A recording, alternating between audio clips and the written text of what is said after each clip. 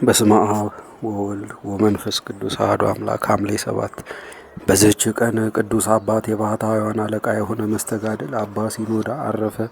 ይህም ቅዱስ በግብፅና በአክሚም አውራጃ ስሟ ስንላል ከምትባል ሀገር ከላይኛው ግብፅ ነበረ። ስለ እርሱም የመላእክት አምሳል የሆነ አባ ሐርስዮስ ትንቢት ተናገረለት። እርሱም ስለ ገዳም አገልግሎት ከመነኮሳት ጋር ሲሄድ የዚህን የቅዱስ ሲኖዳን እናት ውሃ ለመቅዳት ወጥታ አገኛት።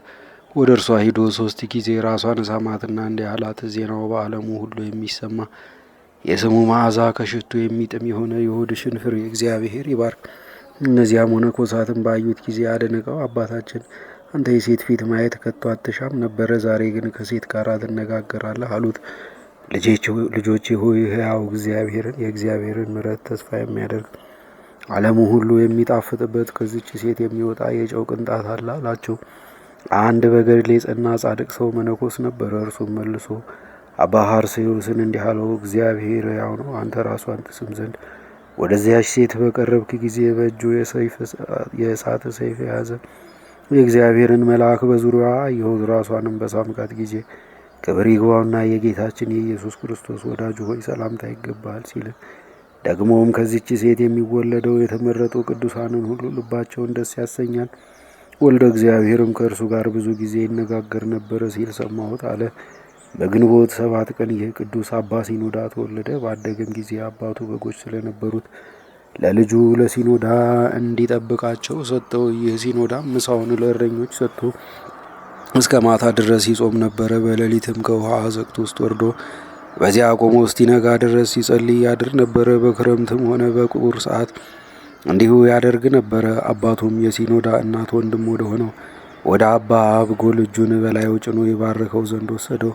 አባ አብጎልም ባየው ጊዜ የሕፃኑን እጅ አንስቶ በራሱ ላይ አድርጎ ሲኖዳ ሆይ ባርከኝ፣ ለብዙ ሕዝብ ታላቅ አባት ትሆን ዘንድ የሚገባ ሆነሃልና አለው። አባቱም በአባ አብጎል ዘንድ ተወው። ከዕለታትም በአንዲቱ ቀን አባ አብጎል እንዲህ የሚል ቃል ከሰማይ ሰማ። እነሆ ሲኖዳ ለዓለሙ ሁሉ አርሲመትሪዳ የባሕታውያን አለቃ ሆኖ ተሾመ። ይህም ሲኖዳ ለዓለሙ ሁሉ ብርሃን እስከሚሆን በበጎ አምልኮ ያለማቋረጥ በጾምና በጸሎት በስግደትና በመትጋት ታላቅ ተጋድሎ መጋደልን ጀመረ። ከዚህም በኋላ በአንዲት ቀን ለአባ አብጎል የእግዚአብሔር መልአክ ተገለጠለትና የኤልያስን አስኬማ የሰለስቱ ደቂቅን ቆብና የመጥምቁ ዮሐንስን ቅናት አመጣለት። እንዲህም አለው፣ አንድ ትጸልይና የምንኩስና ልብስ ለሲኖዳ እንድታለብሰው እግዚአብሔር አዞሃል። ያን ጊዜም አባ አብጎል ተነስቶ ጸለየ፣ የምንኩስና ልብስንም አለበሰው። ከዚህም በኋላ ተጋድሎን አበዛ። ለመነኮሳት፣ ለመኳንንት፣ ለሕዝባውያንና ለሴቶች ለሰዎች ሁሉ መመሪያ የሚሆን ስርዓትን ሰራ። በኤፌሶንም የ200 ኤጲስቆጶሳት ጉባኤ ስለ ከሃዲው ንስጥሮስ በተደረገ ጊዜ ከማኅበሩ አባት ከሊቀ ጳጳሳት ቄርሎስ ጋር ወደ ጉባኤው ሄደ። ንስጥሮስም ከክህደቱ ባልተመለሰ ጊዜ አውግዘው ለይተው አሳደዱት። ከዚህ በኋላም ወደ ሀገራቸው በመመለሻቸው ጊዜ መርከበኞች ከሊቀ ጳጳሳቱ ጋር አትሳፈርም ብለው አባ ሲኖዳን ከለከሉት። እርሱም ወደ እግዚአብሔር በጸሎት ማለደ። ወዲያውኑም ደመና መጥታ ተሸከመችውና አባ ቄርሎስ በመርከቡ ውስጥ እያለ በበላዩ በአንጻሩ አደረሰችው። አባቴ ሆይ ሰላም ለአንተ ከአንተ ጋር ላሉትም ይሁን ብሎ ሰላምታ አቀረበ። በመርከብ ያሉት ሁሉም ለአንተ ሰላም ይሁን፣ በጸሎትህም አትርሳን አሉት። እጅግም አደነቁ። ለሚፈሩት ይህን ያህል ጸጋ የሚሰጥ እግዚአብሔርንም አመሰገኑት። ወደ ገዳሙም ደርሶ ከልጆቹ መነኮሳት ጋር የመንፈቀ ሌሊትን ጸሎት አደረገ። ክብር ይግባውና ጌታችን ኢየሱስ ክርስቶስም ብዙ ጊዜ ወደ እርሱ እየመጣ ያነጋግረው ነበረ። እርሱም የመድኃኒታችንን እግሩን ያጥበው ነበር፣ እጣቢውንም ይጠጣ ነበረ። ጌታችንም ብዙ ምስጢራትን ገለጠለት፣ ትንቢቶችንም ተናገረ። ከዚህም በኋላ ፈጽሞ ባረጀ ጊዜ ሐምሌ 7 ቀን ተኛ። ክብር ይግባውና ጌታችን ኢየሱስ ክርስቶስም መጥቶ እያረጋጋው በእርሱ ዘንድ ተቀመጠ። ብፁዕ አባ ሲኖዳም ጌታችንን እንዲህ አለው፣ ጌታዬ ፈጣሪ ልዩ ሶስትነትንና ጌትነትን ስለሚነቅፉ ከሃዲያን ወደ ጉባኤው ይሄድ ዘንድ እንዲጠሩኝ ሊቀ ጳጳሳቱ ወደ እኔ ልኳልና እንደ ቀድሞ ታጸናኛለህን? ጌታችንም በጸጋና በጦም ቃል እንዲህ ብሎ መለሰለት፣ ወዳጄ ሲኖዳ ሆይ ሌላ ዕድሜ ትሻለህን? እነሆ ዕድሜ ሁሉ 120 ዓመት ከ2 ወር ሆነሃል። ዕድሜህ 9 ዓመት ሲሆን አስኬማን ለበስ። ከዚያ በኋላ 111 ዓመት ከ2 ወር ኖር። አሁንስ ድካም ይብቃ። ይህንንም ብሎ ጌታችን በክብር አረገ። በዚያንም ጊዜ የቅዱሳን አንድነት ማህበር ወደ እርሱ መጡ። ክብር ይግባውና ጌታችን ኢየሱስ ክርስቶስንም ዳግመኛ አየው።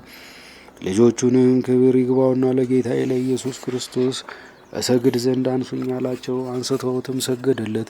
ከዚህም በኋላ ዳግመኛ እንዲህ አላቸው፣ ወደ እግዚአብሔር አደራ አስጠበቅኋቸው። ነፍሴም ከዚህ ከደካማው ስጋ የምትለይበት ጊዜ ደርሷል። እኔም ለአባታችሁ ለይሁዳ እንድትታዘዙ አዝዣችኋለሁ። ከእኔ በኋላ ጠባቂያችሁ እርሱ ነውና አላቸው። ለልጆቹም ይህን በተናገረ ጊዜ ክብር ይግባውና ጌታችን ኢየሱስ ክርስቶስ የመረጥሁ ሲኖዳ ሆይ ብፁዕ ነህ፣ ቸርነት የሚደረግልሃል። በሕይወትህ ዘመን ሁሉ አንተ የምወደውን ስራ ሰርተሃልና እንግዲህ ወደ ዘላለም ተድላ ታርፍ ዘንድ ወደ እኔና አለው። ያን ጊዜም ነፍሱን በእግዚአብሔር እጅ ሰጠ።